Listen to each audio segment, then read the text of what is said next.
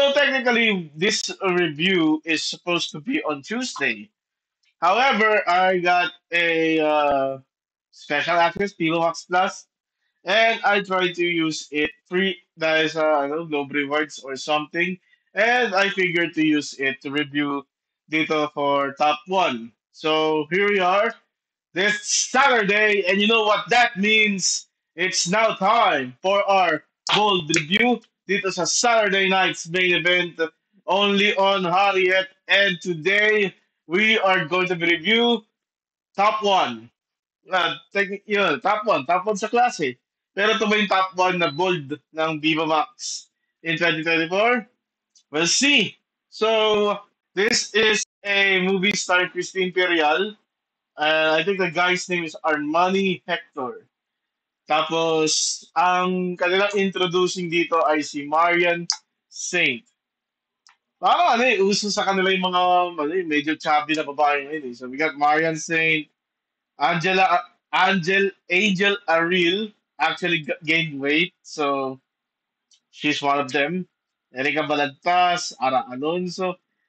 Eh, parang uso sa kanila yung mga ganun size. No offense, I like chubby girls naman, so yeah, we'll see. We'll see about this movie.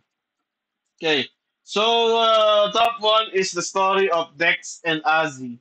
So they actually named one of their characters after one of their stars. So si Christy Imperial, si Ozzy, si Dex, si Armani. And I think the premise dito is top two itong si Dex. Matalino siya. And something is not right here kasi ang ngayon lang nakakita na parang pogi na matalino. Kadalasan pag yung mga top 2, they are yung mga top 2, top 1 medyo nerdy. At dito na nail ni Christy Imperial yung nerdy look. Yung may salamin siya, medyo conservative kasi nagsasando siya eh. So, I think that what describes dito yung aura ni Christy Imperial is that may salamin siya, kulang na lang ang braces, pero yung underwear niya nagsasando. Although I must take up points na naging strapless na bra siya. I think that gives shades a little bit of nerdiness. She should have gone to a normal t-shirt bra to parang emphasize na yung aura niya. But the ulterior end, good job. It was Dex. Yeah, I don't see him as a top one. I don't buy it. He's more of a jock than to be a salutatorian, to be honest.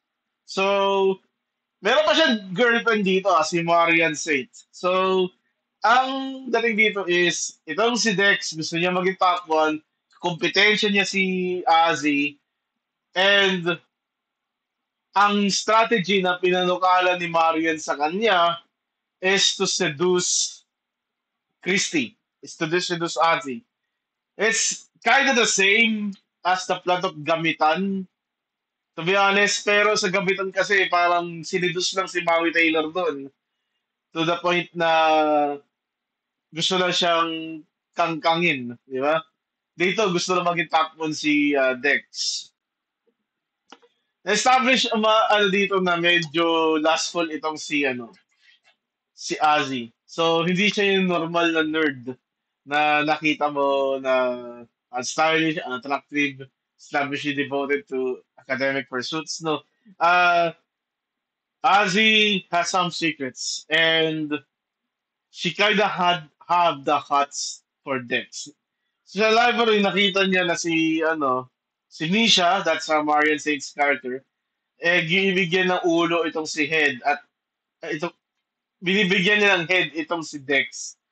Tapos, na na-infatuate itong si Ozzy na hanggang sa uwian, pinaglaruan niya yung sarili niya. And we find out na ito si Ozzy, ayaw niya sa pamilya niya. Kasi lagi nag-aaway. It's like, yung tatay niya matalino pero mahina sa diskarte sa buhay.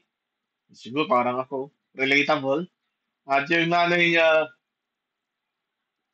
medyo madiskarte sa buhay pero hindi naman ganun kagaling. There's a conflict doon sa character ng magulang ni Ozzy. So, yun. Gusto ni Ozzy maging top 1 para makaalis dito sa Pilipinas. So, Dex versus with his plan.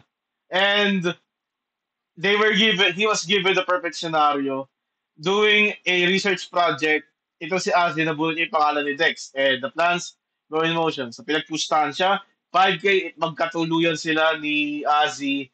5K if maging top 1 itong si Dex. So, the bet is on. And we see some animosity between the two. Ayaw makipag-work ni si kay Dex. It's like the can they coexist na angle. It happens sa salutatorian, valedictorian, dynamic.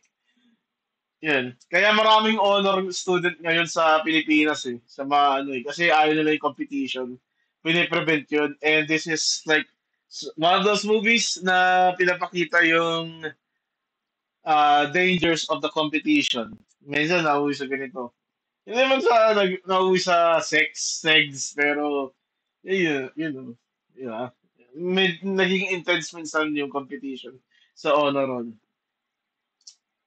Uh, we got Misha leaving to Canada and she suddenly have a video scandal na nakita ni Dex. And dito, nagdamoves na tong si Ozzy kay Dex.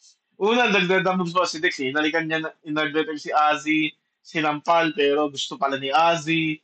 Now, nung nalaman niya break na si Namisha saka si Dex, si Ozzy naman yung nag-move. And we got a very long montage of seg scene. So, nag-seg sila sa study room, then ano sila, naglaro sila ng kanilang private parts sa library, then nag-seg sila sa, ang tawagin doon, nag-seg sila sa banyo na out of order, kaya libre. It's a free estate. Tapos nagtalik ulit sila dun sa kama naman ng bahay niya. And it happens na in love sila sa isa't isa. Umuwi na itong si Misha and she disappointed kasi pinalitan siya sa isang nerd. And we also get the transformation ni Ozzy. Dati, nagsasalamin siya. Ngayon, hindi na. Dati, nakatalibok niya. Ngayon, hindi na. It's as if Dex has corrupted her or changed her. And parang naging mas confident si Ozzy sa kanyang itsura. Ganon. And yeah, nalaman nitong si Misha si Ozzy sa CR ng babae at nagsumbong siya na pinagpustahan lang si Ozzy ng barkada ni Dex. And Ozzy returned with some hot lesbian action kay Misha, which is I think the best scene in the movie. Kaso hindi natuloy eh. Parang naka-climax na tong si Misha. Bigla niyang binatukan. Bumalik sa senses. Ayan. So, Ozzy and Dex broke up and then they eventually got the best project and Ozzy became the valedictorian. Parang na-realize kasi ni Dex, during kasi sa Misha arc, si Dex yung nag-top 1. Then after the project, na-consensya si Dex na pinagpustahan niya si Ozzy. So parang nag-giveaway siya. And si Ozzy tuloy yung naging valedictorian. And then, walang graduation segs, ano lang. It's parang lahat ng mature scenes binuhos dun sa isang mahabang montage saka dun sa CR. So, wala nangyari. Nagkasundo sila. Dex is now going to do a double degree, engineering and entrepreneurship. Kasi pag bagsak ka sa engineering, sa entrepreneurship ka mapupunta. Si Ozzy, pupuntang Singapore. Yeah, that's the story of Top 1. I think it's good. Yung mga sex scenes dito, intense eh. Pag kay Marian, intense. I like her flow. I like her katarayan. I like her character work. It's such a beauty, di ba? And after watching this in advance, I have some time to replay the movie over and over again. And Marian Saint actually nailed it. Christy, she has the aura of the nerd. Her figure reminds me nung yung crush ko sa high school dati, which is a nerd rin, nakasalamin, nagkasando sa underwear. So, yun. Yeah, I like this. I like this movie. Very, parang feel good eh. Parang ginawa nila feel good feel good yung ending nito. Ayoko naman na i-spoil. Pero kasi ina-expect ko magtatalik sila sa graduation eh. Kaso hindi. So I'm just gonna give top one. Where are we going to pick top one? Top one is ano to EC3. I'm not good. All-nighter? Hindi, inulit-ulit ko siya eh. More fun stuff. Yeah, I think I'm going to give top one a more fun stuff tier. It's a fun movie. It makes you feel good, makes you feel alive. That, my friend, is the review for this double header. I will see you this Friday for our review of Maliko. Maliko. Mayrom. This is your boy, the God Gamer himself, Harriet. Like this video, subscribe to the channel, hit that bell icon for more of your cold review. Goodbye and good night. Have a nice Saturday. Happy weekend. Bye.